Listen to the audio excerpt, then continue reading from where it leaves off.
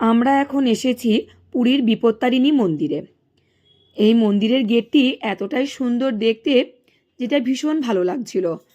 বেশ নানান রকম কারুকার্য করা আছে, নানান রকম রং টং দিয়ে। তাই সেই মন্দিরের গেটটিকে ভালো করে দেখে নিয়েই মন্দিরের গেটটা দিয়ে প্রবেশ করে মূল মন্দিরে প্রবেশ করব। তাই এই পথটা ধরেই আমরা কিন্তু এখন যাচ্ছি মা বিপত্তারিণীর মন্দিরে। এখন এইদিকে ডান দিকে আছে প্রচুর ঘর, যেখানে গেস্টদের জন্য থাকার ব্যবস্থা আছে। সেসব দেখতে দেখতেই আমরা কিন্তু এখন মন্দিরের ভিতরে প্রবেশ করেছি।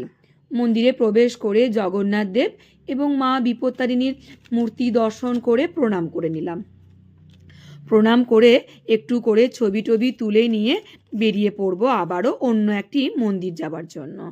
বেরোনোর সময় দরজার বাঁ দিকেই ছিল প্রসাদ আর চাঞ্জল।